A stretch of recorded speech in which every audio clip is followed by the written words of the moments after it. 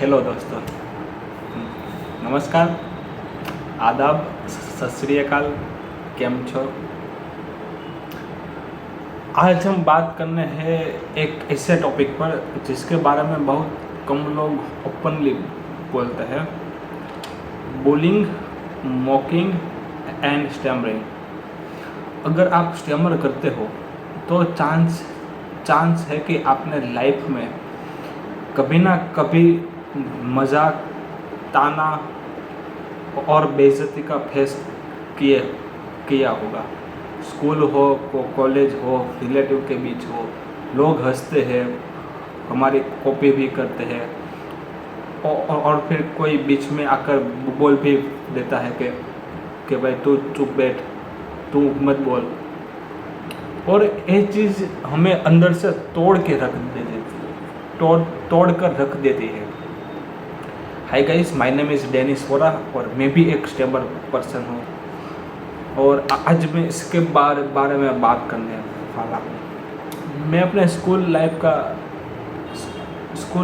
का एक एक्सपीरियंस बताता हूँ। स्कूल एक ऐसी जगह होती है जहाँ पे बच्चे ज़्यादा वनरेबल होते हैं। मुझे अभी भी याद है कि टीचर ने क्लास में मुझे पूछा था खड़ा हो, तो फिर मैं खड़ा होकर मैं आंसर बताने की ट्राई कर रहा था और मेरे सर थे, वो कह रहे थे कि तुम आंसर बताओ। दिमाग मेरे आंसर में था, पर जैसे ही बोलने जाता था आवाज़ बंद, वर्ड ब्लॉक हो गए, बीच में से एंजाइटी तो बढ़ गई। पीछे से कुछ स्टूडेंट मुझे बुली भी कर रहे थे, मतलब कुछ ऐसे बोल रहे थे। और फिर कभी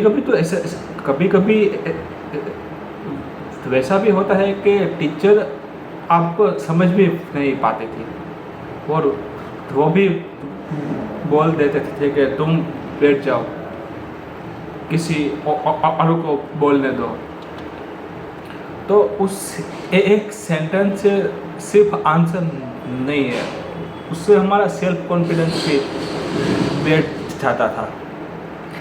लंच ब्रेक में आकर कुछ स्टूडेंट मेरा मजाक भी उड़ाते थे, मेरी कॉपी भी करते थे।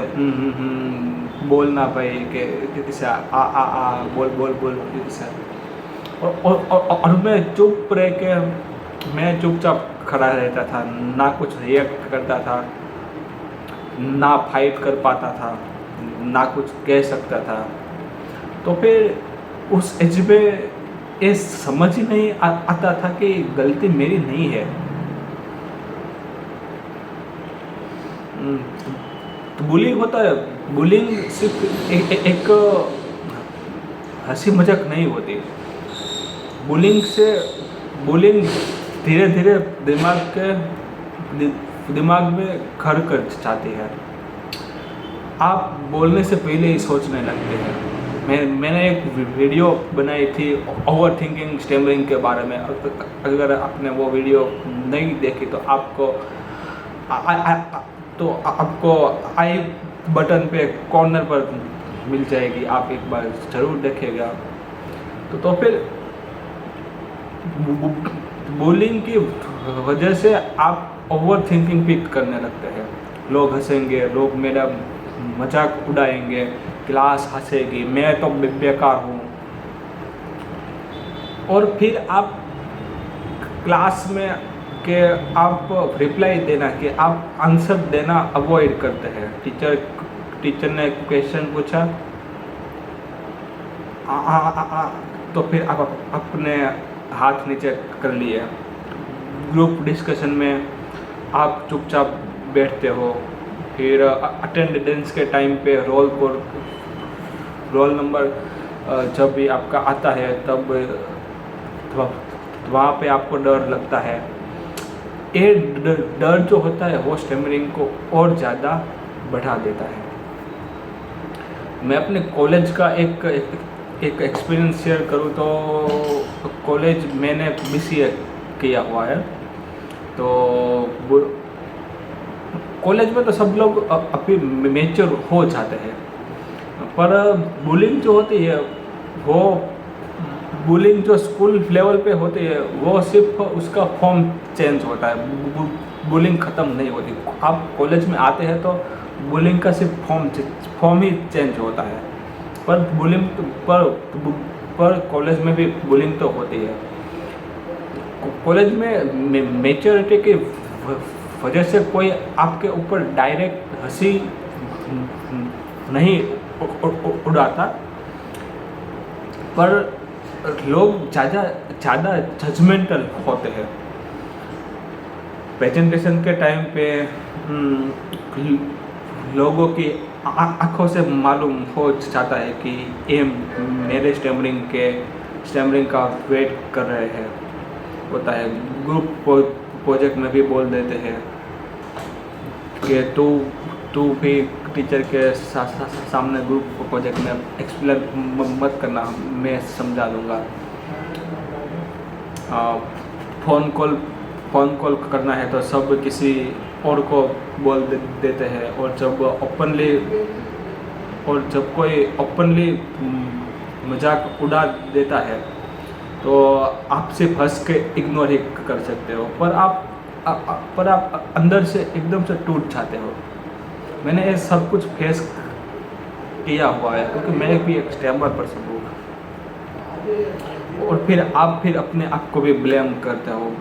मैं भी पहले करता था कि सबसे डेंजरस चीज़ होती है कि सेल्फ ब्लेम, मतलब खुद को ब्लेम करना। मैं नॉर्मल क्यों नहीं हो सकता, मैं अच्छी तरीके से क्यों नहीं बोल सकता, अगर मैं कुछ बोलता ही नहीं तो फिर और ये स्टैमरिंग का प्रॉब्लम क्लास में मालूम ही नहीं पड़ता, लोग में मेरा मजाक ही ना उड़ाते अगर मैं चुपचाप बैठा तो और ये साइलेंस आपकी पर्सनालिटी को धीरे धीरे मार देती है। लोग आपको इंट्रोवर्ट समझने लगते हैं, वीक समझने लगते हैं, पर सच ये होता है कि आप चुप इसलिए हो क्योंकि दुनिया ने बोलने से डर सिखा दिया है आपको। और अभी एक बात ध्यान से सुनना कि जो लोग मजाक उड़ाते हैं, जो लोग बुली करते हैं, वो लोग स्ट्रॉन्ग नहीं होते हैं। वो अपनी इनसिक्योरिटी दूसरों पर निकालते हैं। उनको फर्क नहीं पड़ता कि उनके शब्दों का क्या इम्पैक्ट क्या होता है, पर इसका मतलब ये नहीं है कि आप चुपचाप सुनते रहो।